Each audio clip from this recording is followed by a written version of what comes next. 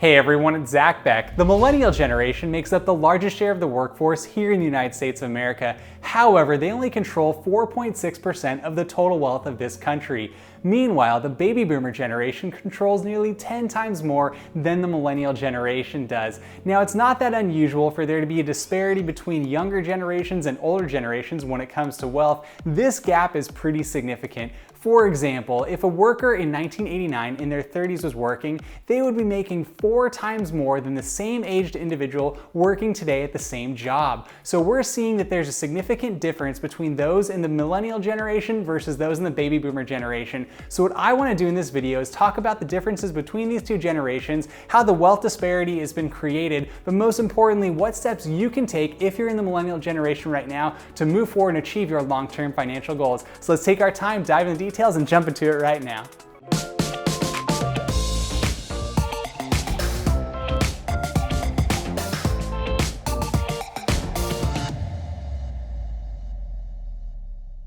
As previously mentioned, the baby boomer generation controls the largest share of wealth here in the United States of America. Currently, they control $59.6 trillion here in the United States, whereas the millennial generation only controls right now $5.2 trillion. So 10 times more wealth has been going to the baby boomer generation in comparison to the millennial generation.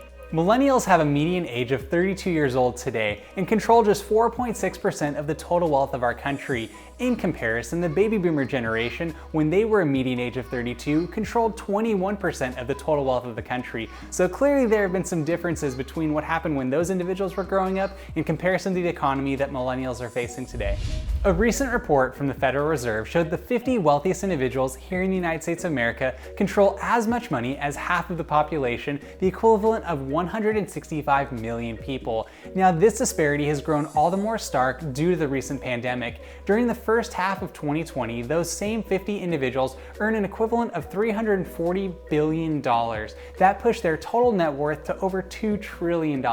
And this is all the more significant because Americans, for the most part, do not benefit from rising stock prices. And that is what has been driving a lot of this generational wealth, pushing it to those top 50 individuals. Now, I'm not saying this is necessarily an inherently bad thing. As an investor myself and someone who benefits from the stock market, I think it's very important for us to be able to invest to grow our wealth. However, the majority of Americans are not partaking in that due to lack of financial education, lack of information that is out there, and also a bit of confusion when it comes to how to invest. So if you are a millennial right now and you have not been placing money into the stock market, you are missing out on the opportunity to actually realize some of those gains. Now, I know it can be a bit confusing as to how to navigate through this process. Myself included, I didn't have a lot of financial education growing up. It's not something that is taught in schools. And when you think about the stock market, you think you have to purchase like one individual stock and just hold on to that and see what happens, when it couldn't be further from the truth. There are a myriad of options out there that exist to help you or I actually have the opportunity to invest. And if you're thinking about doing so, I would consider looking at the following. If you want to get into the stock market and actually benefit from that, I would strongly recommend investing in what are called index funds. Now, index funds are basically a broad index of various companies that you're investing into. Instead of picking out an individual company, say like an Apple or a Tesla or a Microsoft, you're buying all of the companies that are at the top of their game when it comes to the stock market, such as the S&P 500. So if you buy an index, you're basically investing in a tiny portion of all of those companies, and generally that tracks the overall performance of the stock market. So when you see a ticker symbol going up and down on the stock market, when you look at the news, if you are invested into an index, basically you're investing into all of it. And generally speaking, what has happened historically with the indexes here in the United States of America, specifically the S&P 500, is that it returns about a 5 to 8% return on an annual basis. And this, if you're investing right now, will produce long-term gains. It's not something that's going to be really get rich quick or anything like that. It requires persistence and dedication, but it's a way for you or I to actually participate in this process. And if you're thinking about doing so, I personally like to use a couple of approaches. The particular company that I like to work with is called Wealthfront. They're an online application. You can do it on your phone, and basically it's very simple, and you're investing into the stock market, into ETFs and index funds. Another alternative you could look at if you just want to buy like a specific index, such as the Vanguard index, you could actually use something like Robinhood, which I have a link in the description that you could check out. You could also use WeBull. There's so many options that exist out there. You just have to find the right one that works best for yourself.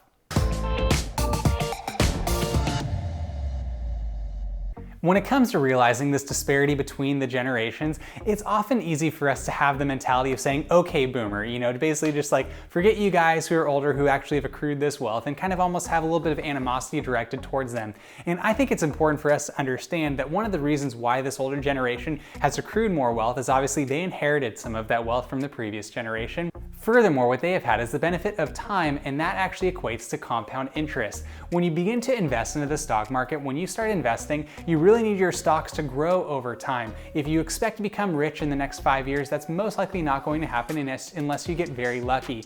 One of the benefits when you utilize a long-term investment strategy is that as you begin to invest, every year you earn what's called a dividend, and basically whatever your return is, if you actually invest that back into the same investment, it's basically going to allow you to grow your money over time, and your money will compound over time. I'll put a link in the description for a compound interest calculator that you can utilize to be able to test this out yourself. You can plug in the numbers of how much money you're investing initially, and then how much you plan to put in every month or every year, the percentage that will grow over time, and then you will see that significantly changes as you have more time in the market. And that's an important thing to note, is that you want to have time in the market versus trying to time the market. So if you actually spend more time putting money into this stock market and investing that way, it's going to yield a longer term gain.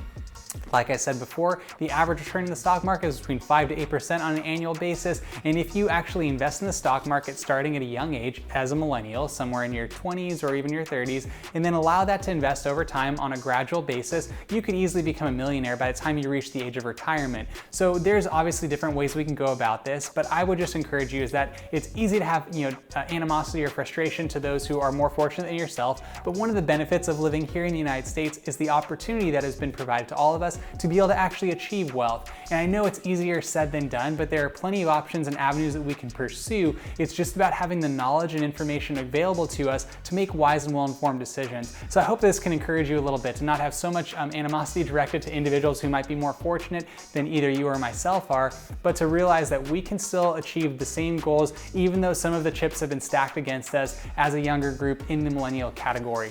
And when you think about what millennials have had to endure, we had to endure obviously the Great Recession back in the 2008-2009 timeframe.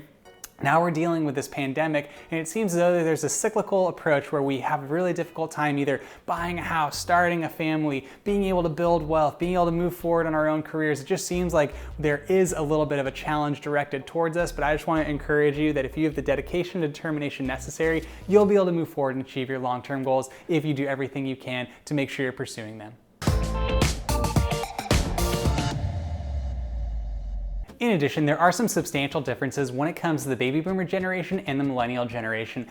Obviously, the student loan debt crisis has really been hampering the individuals in the millennial generation. As the cost of education has skyrocketed in the last number of years, students have to accrue more and more debt just to be able to get through college, to earn a degree, to go and hopefully get a good job. So this has really compounded this information and really made it more challenging for those trying to move forward in their lives. I've made a couple of different videos discussing about ways in which you can address student loans in your own life, either how to pay them off more quickly or understanding just what is transpiring right now in our economic structure. And I'm very sorry if you're encountering that right now and you have heavy student loan burden, but know that if you can work through that and get through that, you'll be able to move forward and achieve your long-term goals. This is something that the previous generation didn't have as much of an issue with. Cost of education was significantly lower and access to higher education was actually a little bit more limited. So what you actually found is that you had a less of a market saturation with those who have college degrees. You might find right now in the job that you're pursuing that you need advanced degrees, you need a master's or a PhD or something like that to really earn a lot of money. But then you think about how much money you have to spend just to earn that education,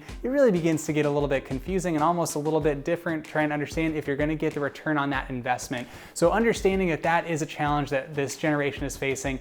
However, what I will also say is that this generation has a lot of benefits that have been afforded to it. We now have the ability to invest more easily than the previous generation did, with online applications, with zero commission fees, with all sorts of approaches that we can take with a multitude of people out in the world speaking about these types of topics. So there's more financial literacy coming into the world and into our generation. It allows us to go and make these well-informed decisions strategically, not just on a whim. So my encouragement to you is if you are a millennial, if you have faced student loans, if you're having trouble moving forward, if you're a little bit discouraged by what this other generation has been able to do when it comes to accruing wealth, know that you'll be able to do the same things if you're diligent, if you're dedicated, and if you're strategic in how you allocate your finances and your time and your energy and efforts right now. With all that being said, I'd like to thank you for watching the video today. If you wouldn't mind, please like the video. It would really help the channel out for the YouTube algorithm, help push this video to other people who might need to hear it. In addition, if you have any questions, please comment down below. I'd love to interact with you, get to know you, do any research on your behalf, so that I can help you answer some more of these questions, that way you can make well-informed decisions moving forward. Furthermore, if you wouldn't mind, please subscribe to the channel. That would mean a lot to myself personally, as I do everything I can to create content that will hopefully make a positive impact in your life by encouraging you and myself to lead lives of meaning and purpose, all while maintaining balance and moderation. And if you do subscribe to the channel, please tap the notification bell. That will notify you every time I post a video, which I do on a weekly basis. Once again, I'd like to thank you for watching the video today. I look forward to talking to you next time. Have a great day.